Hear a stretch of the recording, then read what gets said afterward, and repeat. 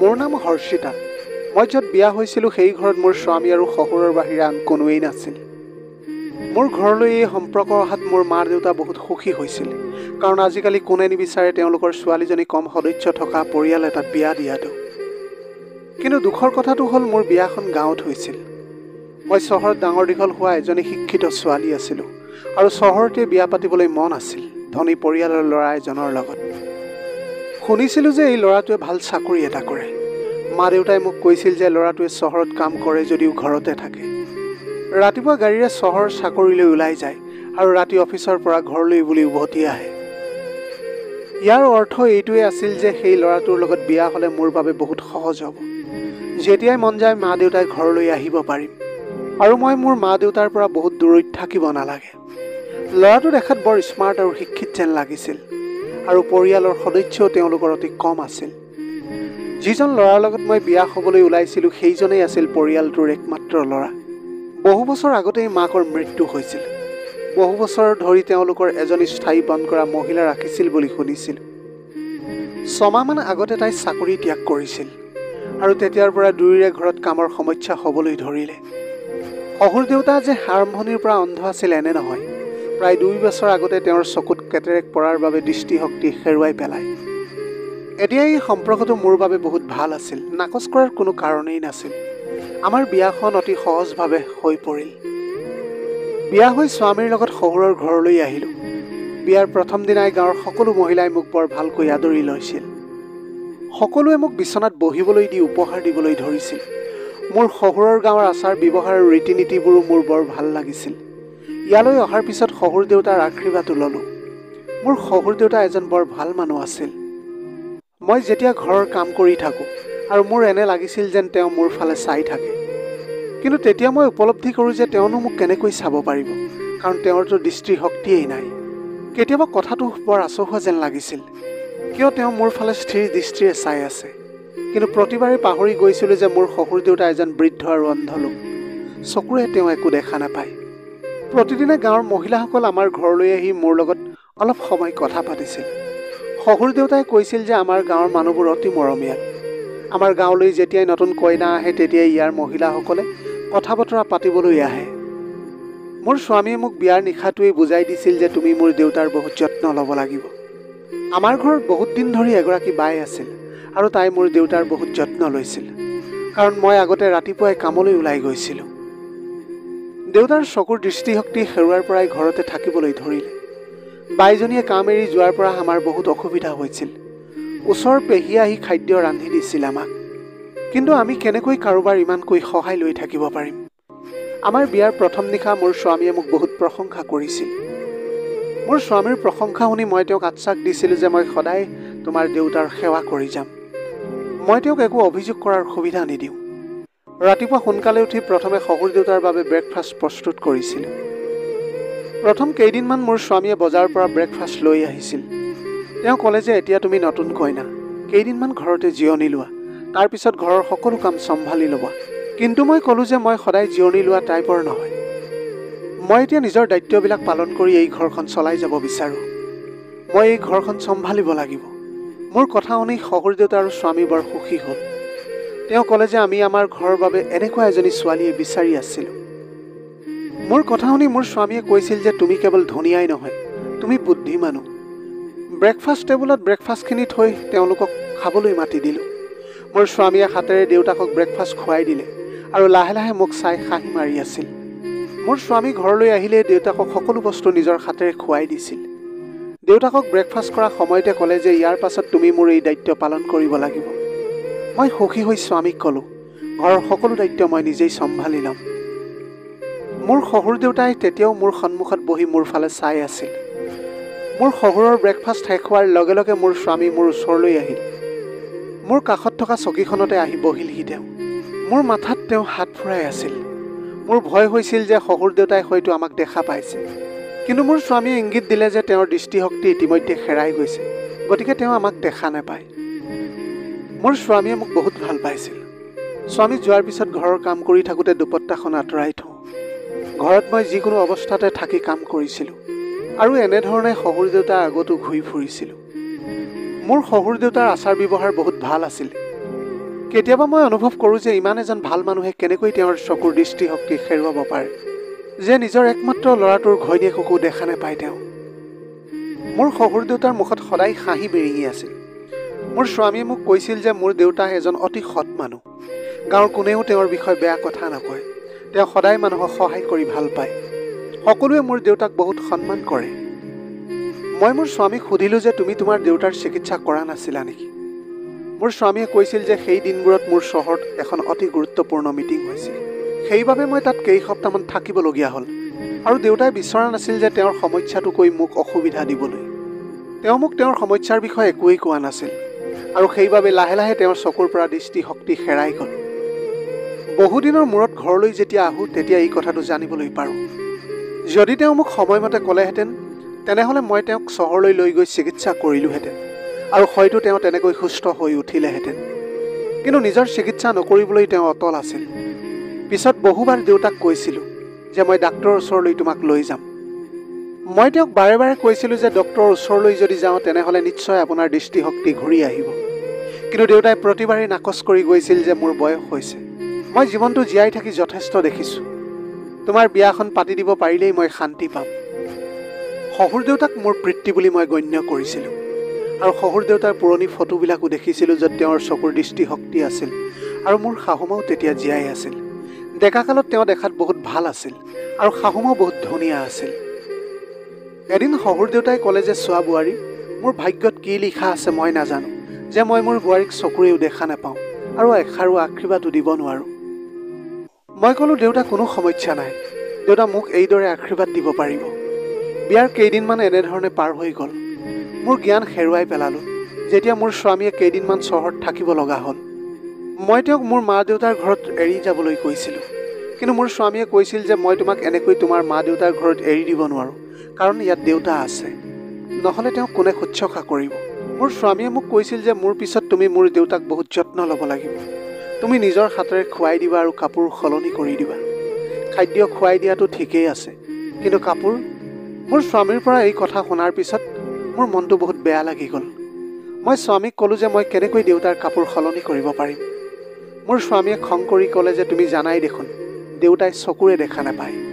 ধৰি লোৱা যে যদি তোমাৰ পিতৃ মাতৃৰ ঘৰত তোমাৰ দেউতাৰ লগত এনেকুৱা হয় আৰু চোৱা চিতা কৰিবলৈ কোনো নাথাকিলেহেঁতেন, তুমি থকা হ'লে দেউতাক নিজৰ হাতেৰে কাপোৰ পিন্ধাই নিদিলাহেঁতেন নেকি? মই মোৰ স্বামীক ক'লোঁ তুমি কিয় এনে কথা কৈছা? ভগৱানে নকৰক মোৰ দেউতাৰ লগত এনেকুৱা হোৱাটো।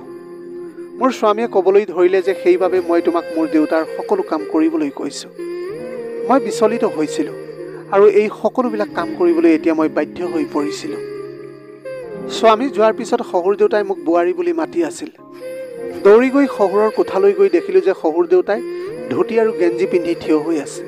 আৰু প্ৰথমে মোক সুধিলে, বোৱাৰী বাবা গৈছে নেকি? মই তেওঁক ক'লোঁ যে এইমাত্ৰ আধা ঘণ্টামান আগতে তেওঁ ওলাই গৈছে। তেওঁ তেতিয়া ক'লে যে ঠিক আছে, কিন্তু মোৰ শ্বাৰ্টটো দিয়া। মোৰ শ্বাৰ্টটো বিচনাত আছে। শ্বাৰ্টটো মই তেওঁৰ হাতত দিলোঁ, কিন্তু কেনেবাকৈ শ্বাৰ্টটো পিন্ধোতে তেওঁ অলপ ভুলকৈ বুটামটো লগাই আছিল। মই আগুৱাই যাবলৈ বাধ্য হ'লোঁ। মই শহুৰ দেউতাৰ শ্বাৰ্টৰ বুটাম মাৰি থাকোঁতে তেওঁ হাঁহি মাৰি আছিল আৰু হঠাৎ হাতখন মোৰ কঁকালত চুই গ'ল। মই তেওঁক একো ক'ব নোৱাৰিলোঁ, কাৰণ তেওঁৰ হাতখনে ক'ত স্পৰ্শ কৰিছে চাগে তেওঁ গম পোৱা নাই। তেওঁ যেতিয়াই গম পালে যে তেওঁৰ হাতখন মোৰ কঁকালত লাগিছে, তেতিয়া তেওঁ লগে লগে হাতখন তাৰ পৰা আঁতৰাই দিলে। হয়তো ভুলবশতঃ তেওঁৰ হাতখনে মোক স্পৰ্শ কৰিলে। মই তেওঁক শ্বাৰ্টটো পিন্ধাই দিলোঁ। তেতিয়া শহুৰ দেউতাই ক'লে যে বোৱাৰী মোৰ চুলিখিনি আঁচুৰি দিয়া। মই তেতিয়া তেওঁৰ চুলিখিনিও আঁচুৰি দিলোঁ। তেওঁ ক'লে বোৱাৰী তোমাৰ হাত দুখন দিয়া। মই ক'লোঁ কিয় দেউতা, কি হ'ল? মই ভয় খাই তেওঁক মোৰ হাতত ধৰিবলৈ দিলোঁ। মই ভাবি আছিলোঁ যে তেওঁ মোৰ হাতখন কিয় ধৰিবলৈ বিচাৰিছে। মোৰ দুইখন হাতত ধৰি তেওঁ ক'লে বহুত বহুত ধন্যবাদ বোৱাৰী, তুমি আমাৰ ঘৰখন বহুত ভালকৈ চোৱা চিতা কৰিছা। তোমাৰ ঠাইত যদি আন কোনো মহিলা হ'লহেঁতেন, হয়তো তোমাৰ দৰে তাই কেতিয়াও ঘৰখন চম্ভালিব নোৱাৰিলেহেঁতেন। শহুৰ দেউতাই মোৰ হাতখন বৰ টানকৈ ধৰি আছিল। মই তেওঁৰ হাতৰ পৰা হাতখন মুক্ত কৰিবলৈ চেষ্টা কৰি আছিলোঁ, কিন্তু তেওঁ ক'লে বোৱাৰী এতিয়া ইয়াতে থাকা, ইমান সোনকালে যোৱাৰ কি প্ৰয়োজন আছে? তোমাক ধন্যবাদহে দিব বিচাৰিছোঁ। মই তোমাক দেখা নাপাওঁ, কিন্তু মই অনুভৱ কৰিবলৈ পাৰোঁ। গতিকে বোৱাৰী কেনেকুৱা হ'ব জানিবলৈ তোমাৰ হাতখন ধৰিবলৈ মন গ'ল। যদিও ভগৱানে মোক কন্যা সন্তান নিদিলে, কিন্তু থকা হ'লেও চাগে তোমাৰ দৰে মৰম মোক তাই নকৰিলেহেঁতেন। জানানে বোৱাৰী, যেতিয়া সাবৃত্ৰীৰ মৃত্যু হৈছিল মোৰ বহুত দুখ লাগিছিল, কাৰণ তাই মোৰ সংগী আছিল আৰু আমাৰ অতি যত্ন লৈছিল। এতিয়া তেওঁ মোক আৰু মোৰ ল'ৰাটোক এই পৃথিৱীখনত এৰি থৈ গুচি গ'ল। তাৰপিছত সমগ্ৰ দায়িত্ব এতিয়া মোৰ ল'ৰাটোৰ কান্ধত পৰিল আৰু বিয়াৰ পিছত মোৰ সকলো বোজা তোমাৰ ওপৰত পৰিল। মই ক'লোঁ যে দেউতা, আপুনি কাৰোৰে ওপৰত বোজা নহয়। মই আপোনাৰ ছোৱালীৰ দৰে, আপুনি মোক ছোৱালী বুলি গণ্য কৰিব পাৰে। মোৰ কথা শুনি তেওঁ হাঁহিবলৈ ধৰিলে আৰু ক'লে যে তুমি বহুত ভাল, তুমি মোৰ ইমান যত্ন লোৱা। কিন্তু তেওঁ তেতিয়াও মোৰ হাতখন জোৰেৰে ধৰি আছিল। মই ক'লোঁ, দেউতা মোৰ হাতখন এৰি দিয়ক, মই ৰান্ধিবলৈ যাওঁ। মোৰ হাতখন এৰি দিয়াৰ লগে লগে মই পাকঘৰলৈ গ'লোঁ। সময় পাৰ হৈ যোৱাৰ লগে লগে শহুৰ দেউতাৰ কামবোৰ অদ্ভুত হ'বলৈ ধৰিছিল। এতিয়া মোৰ স্বামী যোৱা 2 মাহমানেই হ'ল। তেওঁ ক'লে যে অফিচত যদি কাম থাকে এনেকৈ দিনে ৰাতিয়ে কষ্ট কৰিব লগা হয় আৰু তাতেই থাকিবলগীয়া হয়, আৰু ইয়াত মোৰ শহুৰৰ পৰা হাজৰিয়ে নোহোৱা হ'ল। কেতিয়াবা বোলে মূৰটো মালিচ কৰি দিয়া, ভৰি দুখন হেঁচা মাৰি ধৰা, কেতিয়াবা তেওঁ মোক মূৰত তেল লগাই দিবলৈও কৈছিল, আৰু এই সৰু সৰু কামবিলাক তেওঁ নিজেই কৰিব পাৰিছিল। বিয়াৰ আগতে মই ভাবিছিলোঁ যে মোৰ শহুৰৰ ঘৰত কেৱল মোৰ স্বামী আৰু শহুৰ, গতিকে মই ঘৰত কৰিবলগীয়া একো কামেই নাথাকিব। কিন্তু শহুৰৰ পৰা এতিয়া আজৰি নাপাই মোৰ মূৰটো ঘূৰাবলৈ ধৰিছিল। গোটেই দিনটো কাম কৰিব লগা হৈছিল। আজিকালি শহুৰ দেউতাই কিবা এটা অজুহাত লৈ তেওঁ মোক অনবৰত কাম কৰিবলৈ মাতে। সুযোগ বুজি মই জিৰণি ল'বলৈ নিজৰ কোঠালৈ গৈছিলোঁ। হঠাতে শহুৰ দেউতাই বোৱাৰী বোৱাৰী বুলি চিঞৰাৰ শব্দ শুনিলোঁ। ৰুমৰ বাহিৰলৈ গৈ দেখিলোঁ যে হাতত মোবাইলটো লৈ তেওঁ জোৰেৰে হাঁহিবলৈ ধৰিছে। যেতিয়া মই তেওঁৰ ৰুমত সোমাওঁ, তেওঁ জোৰেৰে হাঁহিবলৈ ধৰিছিল আৰু ক'লে যে বোৱাৰী, আহি মোৰ ওচৰত বহি মোবাইলটো চোৱা। মই গৈ বহি তেওঁক ক'লোঁ যে গোটেই দিনটো ঘৰৰ কাম কৰি আছোঁ আৰু এতিয়া 10 মিনিট জিৰণি লোৱাৰ পিছত পাকঘৰলৈ গৈ পুনৰ খাদ্য বনাব লাগিব। মই কি কৰিব লাগে মোৰ সকলো কাম এৰি ইয়াত মই আপোনাৰ লগত বহি কৌতুক শুনিব নোৱাৰোঁ। মই এতিয়া মোৰ সকলো কাম এৰি আপোনাৰ লগত ইয়াত এতিয়া মই কৌতুক শুনি থাকিব নোৱাৰোঁ। মই এতিয়া কথাষাৰ বহুত টানকৈ কৈছিলোঁ, কাৰণ তেওঁ উপলব্ধি কৰক যে মোৰ শহুৰ দেউতাই মোক কিমান আমনি কৰি থাকে। মই ক'লোঁ যে ঠিক আছে, আপোনাৰ ভোক লাগিলে আপুনি কি খাব তেনেহ'লে। তেওঁ হাঁহি হাঁহি ক'লে যে তুমি মোৰ ওচৰত থাকি বহি থকাটোৱেই মোৰ বাবে যথেষ্ট হ'ব। তেওঁ তেতিয়া হাঁহি হাঁহি ক'লে যে তুমি মোৰ ওচৰত বহি থকাটোৱেই মোৰ বাবে যথেষ্ট হ'ব। মই তেওঁক ক'লোঁ যে সাৱধান, আপুনি মোক বুৰ্বক বনাবলৈ চেষ্টা নকৰিব। শহুৰ দেউতাই তেতিয়াও হাঁহি আছিল। লগে লগে মই মোৰ ৰুমলৈ গ'লোঁ। এতিয়া মই দিনটোত কাম কৰি কৰি বহুত ভাগৰি পৰিছিলোঁ। সেইবাবে মই অলপ খিংখিঙীয়া হ'বলৈ ধৰিছিলোঁ। অলপ সময় জিৰণি লৈ পাকঘৰলৈ গ'লোঁ। পাকঘৰলৈ যোৱাৰ পিছত খাদ্য ৰান্ধিলোঁ আৰু পাকঘৰৰ পৰা ওলাই আহোঁতে দেখিলোঁ ঘৰটো লেতেৰা হৈ আছে।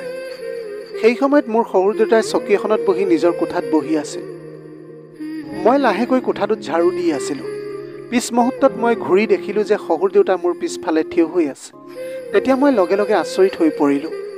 মই ক'লোঁ, কিবা লাগে নেকি দেউতা? তেওঁ ক'লে, নাই বোৱাৰী, মোক একো নালাগে। মই মাত্ৰ অনুভৱ কৰিছিলোঁ যে তুমি অকলে কোঠাটোত আছা নে তোমাৰ লগত আন কোনোবাও আছে। মই ক'লোঁ, তেনেকুৱা কথা কিয় কৈছে? মোৰ আৰু আপোনাৰ বাহিৰে এই ঘৰটোত আৰু কোন থাকিব? এতিয়া তেওঁৰ চকুলৈ চালে এনে লাগিছিল যেন তেওঁৰ চকু সদায় মোৰ ওপৰত। ময়ো তেতিয়া লাজ অনুভৱ কৰিবলৈ ধৰিছিলোঁ, কাৰণ সেই সময়ত মই দুপট্টাখন লোৱা নাছিলোঁ। মই ৰাতিৰ সময়ত তেওঁৰ ৰুমলৈ গৈ যেতিয়া মই নিজ হাতেৰে তেওঁক খুৱাই আছিলোঁ, তেওঁ মোৰ হাতখন জোৰেৰে ধৰিছিল আৰু কেৱল মোৰ প্ৰশংসা কৰিছিল। এতিয়া লাহে লাহে মোৰ শহুৰ দেউতাৰ এই কাণ্ডবোৰ মোৰ বৰ অদ্ভুত যেন লাগিবলৈ আৰম্ভ কৰিছিল। এতিয়া শহুৰ দেউতাৰ লগত মোৰ অলপ আমনি লাগিবলৈ ধৰিছিল, কাৰণ কোনোবা নহয় কোনোবা এটা অজুহাত দেখুৱাই তেওঁ মোক সদায় যিকোনো ঠাইতে চুবলৈ চেষ্টা কৰিছিল। শহুৰ দেউতাৰ কথাবিলাক মই এতিয়া স্বামীৰ আগত ক'বলৈ ভয় লাগিছিল। কিজানি তেওঁ মোক ভুল বুজে আৰু মোক বিশ্বাস নকৰে। শহুৰ দেউতাৰ কথাবিলাক এতিয়া মোৰ স্বামীৰ আগত ক'বলৈ মোৰ বৰ ভয় লাগিছিল, কাৰণ এইবিলাক কথা ক'লেও তেওঁ চাগে মোক বিশ্বাস নকৰিব। এই সকলোবোৰ ভাবি মই ৰাতি 8 বজাতে মোৰ কোঠাত শুই পৰিলোঁ। মোৰ কোঠাৰ দুৱাৰখন সেই সময়ত খোলা হৈ আছিল। মই বৰ গভীৰভাৱে শুই আছিলোঁ। হঠাৎ ভয় খাই চকু মেলিলোঁ, কাৰণ মোৰ ভৰিৰ পিছফালে ভৰিটো কোনোবাই চুই থকা যেন লাগিছিল। মই বৰ গভীৰভাৱে শুই আছিলোঁ। হঠাৎ ভয় খাই চকু মেলি চাই দেখিলোঁ যে মোৰ ভৰিৰ ফালে কোনোবাই ভৰিটো চুই আছিল। মই বৰ গভীৰভাৱে শুই আছিলোঁ। হঠাৎ ভয় খাই চকু মেলি চাই দেখিলোঁ যে মোৰ ভৰিটো কোনোবাই চুই আছে। ভৰিৰ ফালে চোৱাৰ লগে লগে দেখিলোঁ মোৰ ভৰিৰ তলৰ পৰা মাটি পিছলি গৈছে। ভৰিৰ ফালে চোৱাৰ লগে লগে দেখিলোঁ যে সেয়া মোৰ শহুৰ দেউতা। ভৰিৰ ফালে চোৱাৰ লগে লগে যি দৃশ্য দেখিলোঁ সেয়া দেখি